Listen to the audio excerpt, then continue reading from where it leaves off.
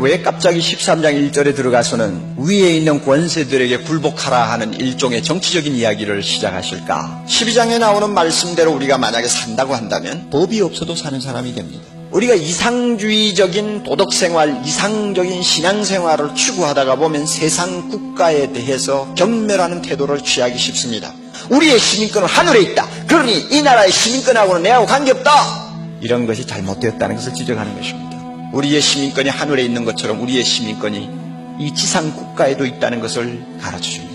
그러면 본문이 우리에게 가르쳐주시는 진리의 골자는 뭐냐? 1절에 나와 있습니다. 각 사람은 위에 있는 권세들에게 굴복하라 하는 것입니다.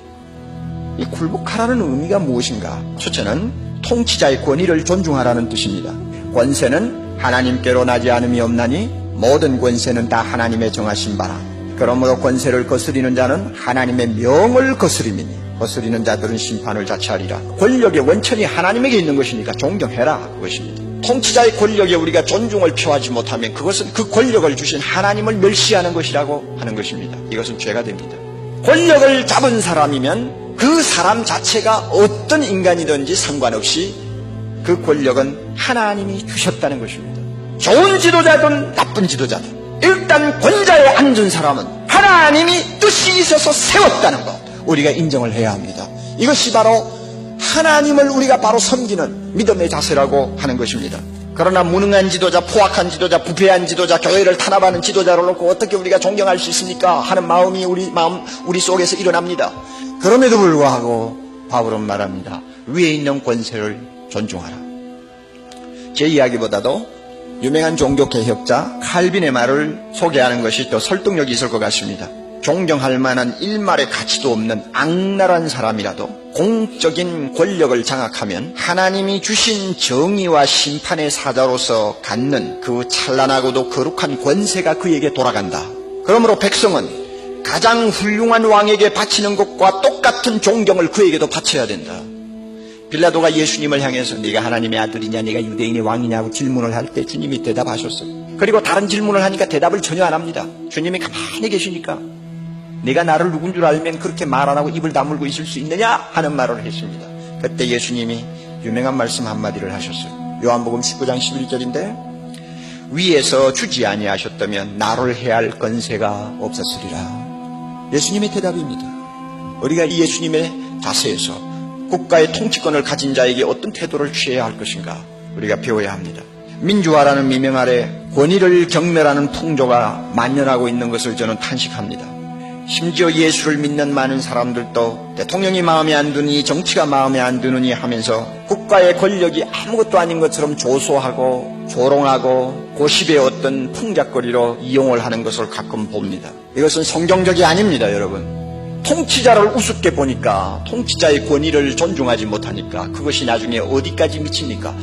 젊은 애들이 부모의 권위를 인정합니까? 스승의 권위를 인정합니까? 이 세상에서 깨끗하게 살아보겠다고 하는 사람의 권위를 인정합니까? 이 땅에 권위가 어디 있습니까? 누가 그렇게 만들었나요? 우리의 태도가 그렇게 만든 것입니다. 자유민주주의 사회에서는 시민 불복종 운동을 우리가 전개할 수도 있습니다. 우리가 명심해야 할 것은 불복종 할 수가 있지만은 불복종을 먼저 앞세우면 안 된다는 것입니다. 불복종 전에 존경하는 자세를 먼저 앞세워야 하는 것입니다. 권위에 대한 존경이 없이 불복종만 외치는 사람들은 나라를 망치는 사람이요 하나님의 거룩한 주권을 침해하는 사람이라는 것을 우리는 인정해야 할 것입니다. 위에 있는 권세에 굴복하라는 두 번째 의미가 있습니다. 그것은 국가의 법에 순종하라는 뜻입니다. 법이 있는 이상 국민은 법을 지켜야 할 의무가 있습니다.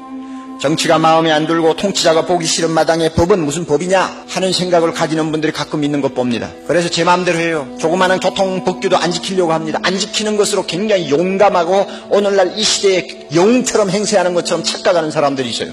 길가에 가다가 담배를 피우고 담배꽁초를 그 지하철 환기구멍에다가 탁 남보를 던지는 것으로 영웅심을 느끼는 사람이 있어요. 돈 사람이에요, 돈 사람.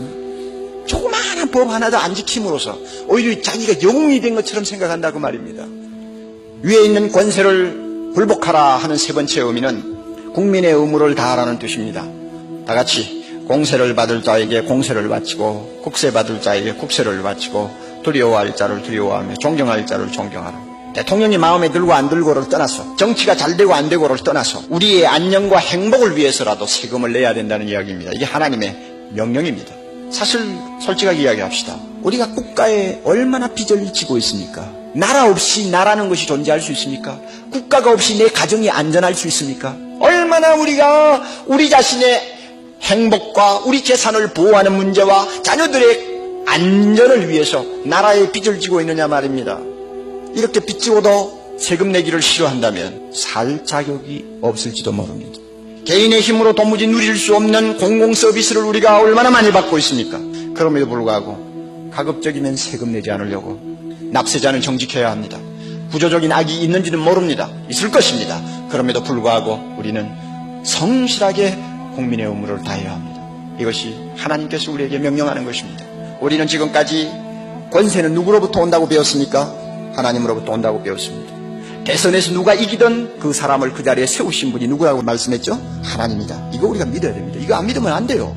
믿어야 돼요.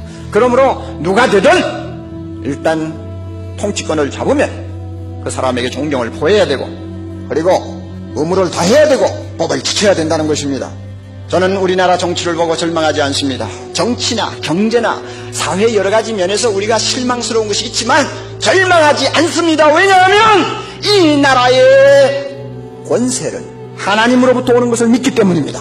누가 되든 간에 하나님이 원하는 자를 세우기 마련입니다. 천만인이 나라를 위해 기도한다면 하나님이 그 기도 안 들어주실 리가 없습니다. 통일을 위해서 이 나라를 준비할 것입니다. 세계 선교를 위해서 이 나라 교회를 준비할 것입니다. 하나님의 영광을 위하여 사용할 것입니다. 그러므로 우리는 말씀대로 하자 그 말입니다.